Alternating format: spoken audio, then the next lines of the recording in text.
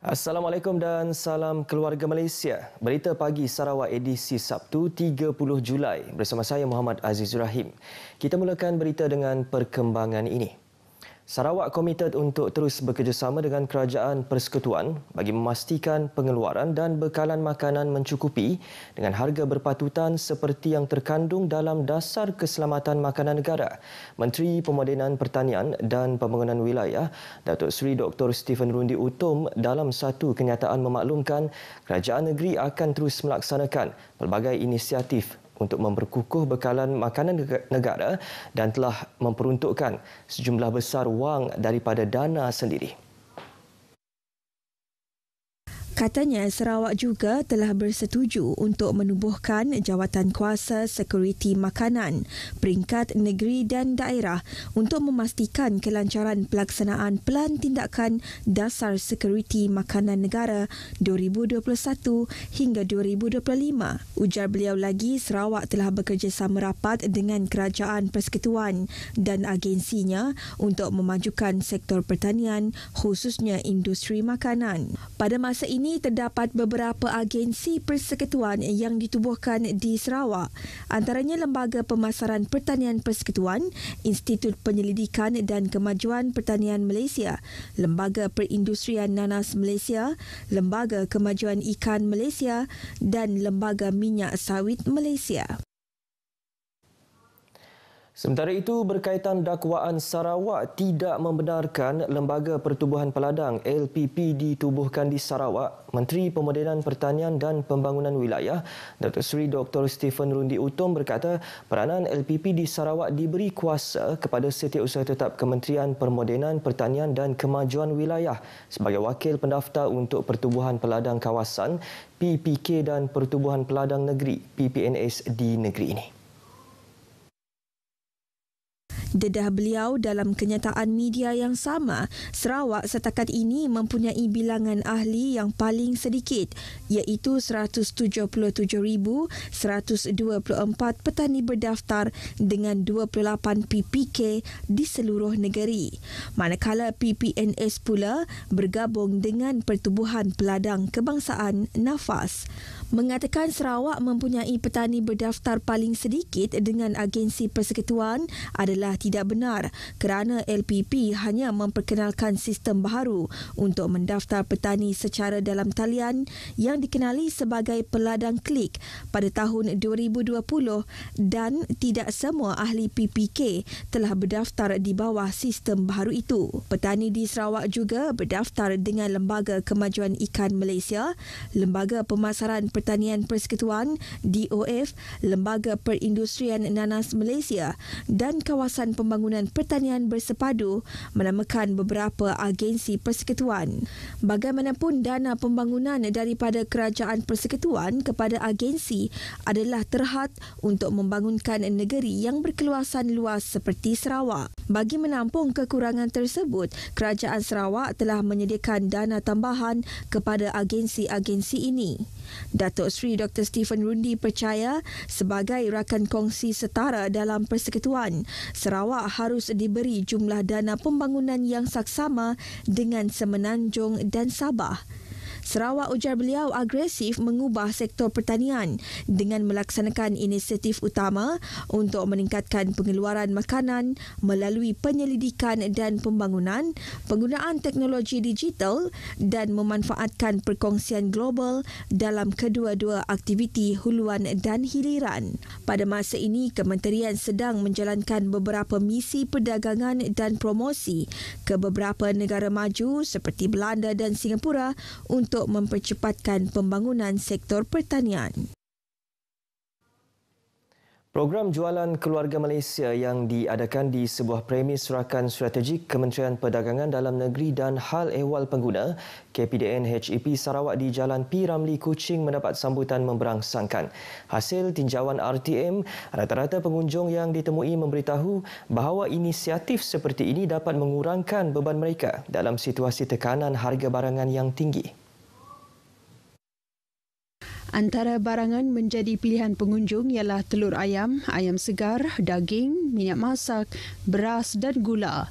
Menurut Lucy Ricot yang bekerja sendiri, langkah diambil oleh kerajaan ini perlu diteruskan agar rakyat yang berpendapatan rendah dapat membeli barangan keperluan asas dengan harga yang berpatutan.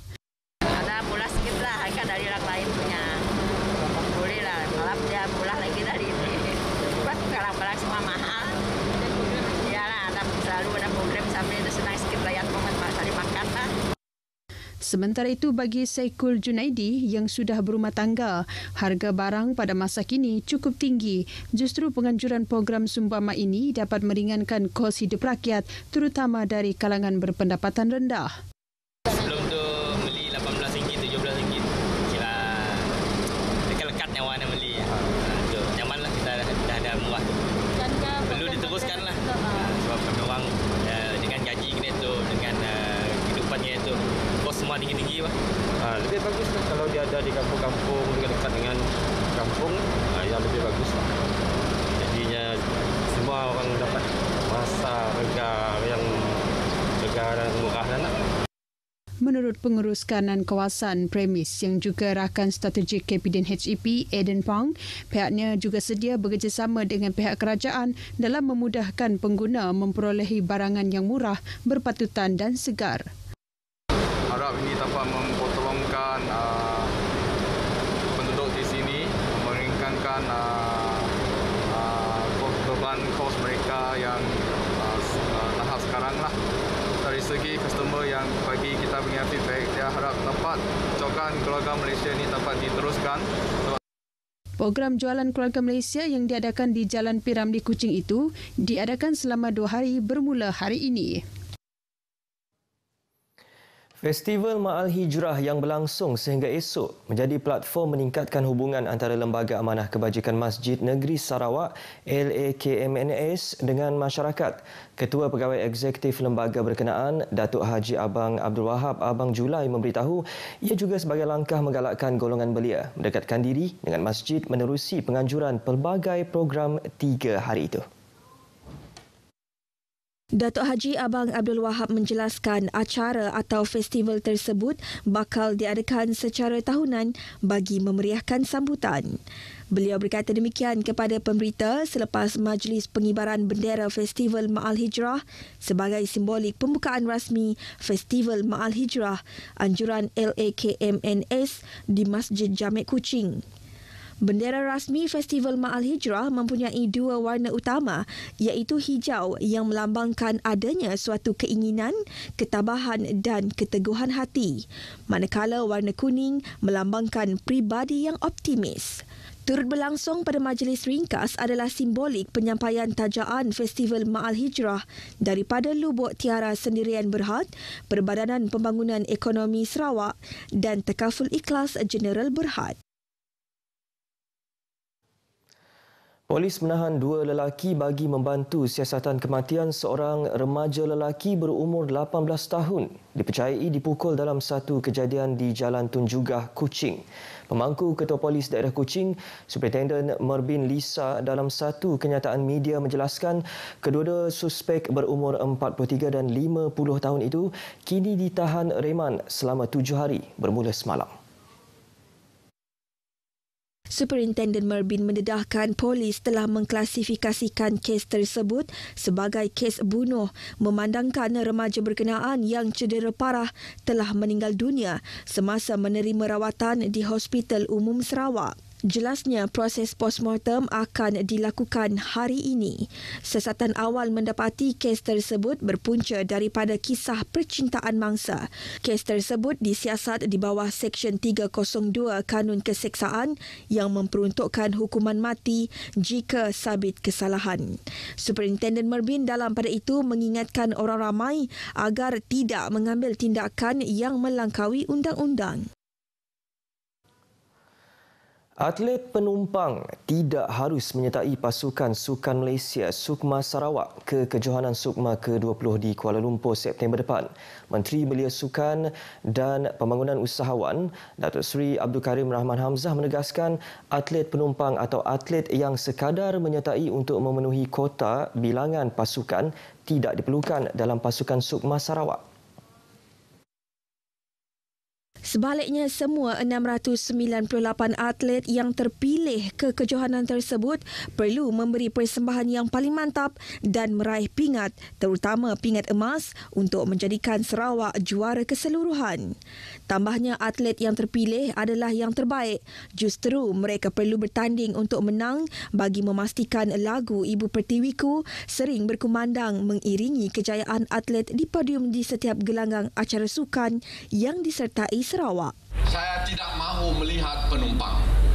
I do not want to see passengers in our team. Whether you are officials or whether you are sport athletes.